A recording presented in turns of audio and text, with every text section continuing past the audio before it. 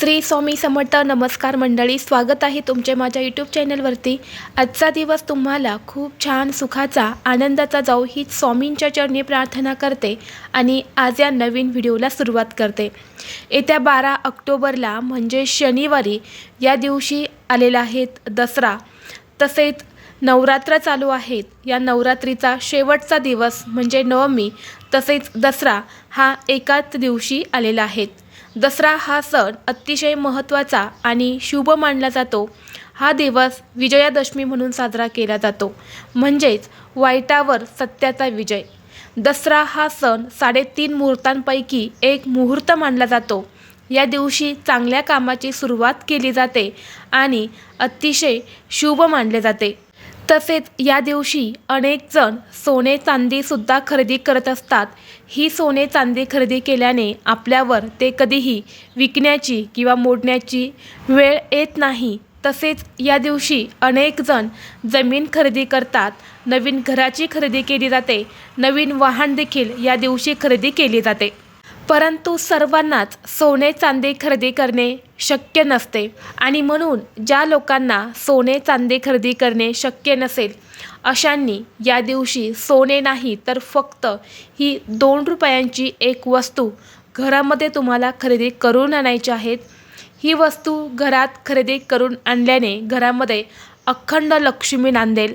घरात पैसे येण्याचे सर्व मार्ग हे मोकळे होतील.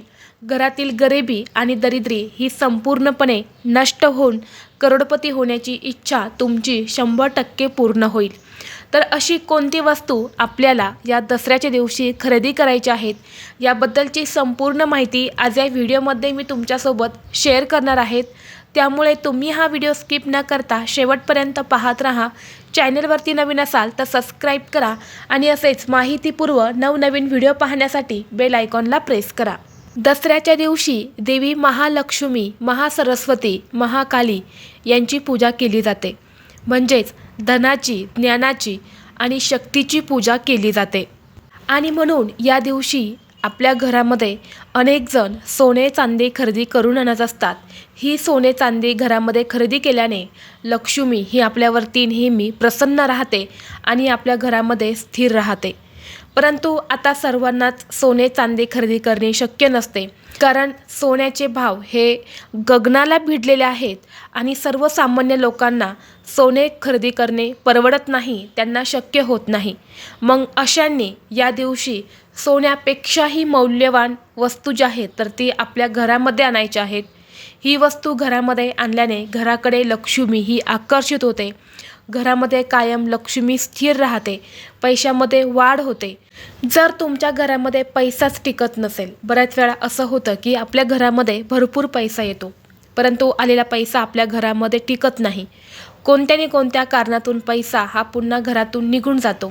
म्हणजेच काय, लक्ष्मी आपल्यावरती प्रसन्न आहे परंतु लक्ष्मी आपल्याकडे स्थिर नाही, आपल्या घरात स्थिर नाही. जितकं महत्त्व माता लक्ष्मीला प्रसन्न करण्यासाठी दिले जाते तितकेच महत्त्व लक्ष्मीला स्थिर ठेवण्यासाठी सुद्धा दिले जाते. म्हणून लक्ष्मीला स्थिर ठेवणेसुद्धा अतिशय महत्त्वाचे आहेत. आणि म्हणून ही जर वस्तू आपण आपल्या घरामध्ये आणले तर आपल्या घरामध्ये लक्ष्मी ही कायम स्थिर राहील. घरामध्ये पैसे येण्याचे सर्व मार्ग हे मोकळे होतील. प्रत्येक कामात तुम्हाला यश मिळेल. घरातली गरिबी आणि दरिद्री ही संपूर्णपणे नष्ट होईल. तर आज मी तुम्हाला जी वस्तू सांगणार आहे तर ही वस्तू आपल्याला दसऱ्याच्या दिवशी आपल्या घरामध्ये आणायची आहेत. तुम्ही अगदी सकाळपासून ते संध्याकाळपर्यंत जेव्हा तुम्हाला शक्य होईल तेव्हा ही वस्तू जी आहे तर ती तुम्हाला घरामध्ये आणायची आहेत.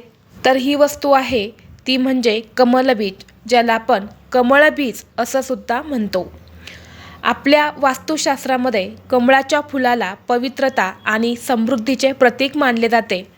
या फुलाला ब्रह्मकमळ किंवा ब्रह्माचे कमळ असे सुद्धा म्हटले जाते, जे तुमच्या जीवनावर खोलवर प्रभाव टाकते आणि जीवनात सकारात्मकता येते.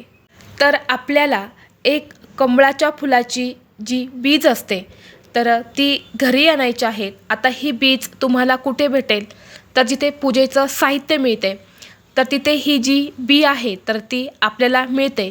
तर ती बी तुम्हाला घरी खरेदी करून आणायची आहेत. आणल्यानंतरनं ही बी तुम्हाला स्वच्छ धुवून काढायची आहेत. यानंतर तुम्हाला एक प्लेट घ्यायची आहे. प्लेटमध्ये हळद आणि कुंकू मिक्स करून एक स्वस्तिक काढायचं आहे.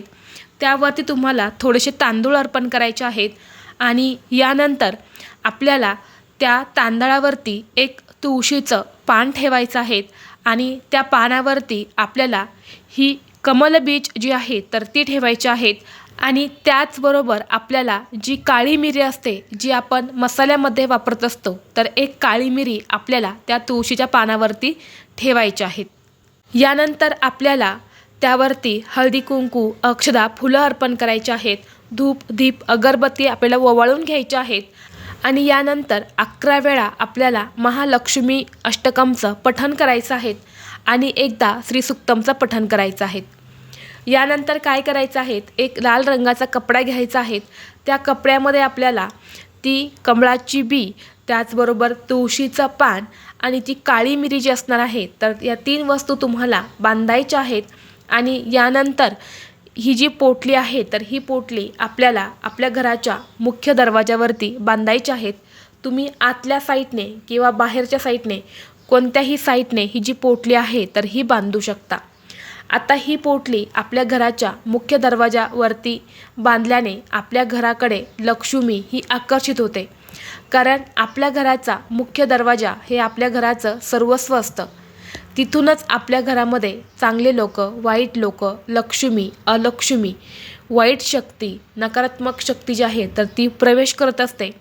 आणि जेव्हा अशी पोटली आपल्या घराच्या मुख्य दरवाजावरती असेल तेव्हा कुठलीही वाईट शक्ती ही आपल्या घरामध्ये प्रवेश करत नाही.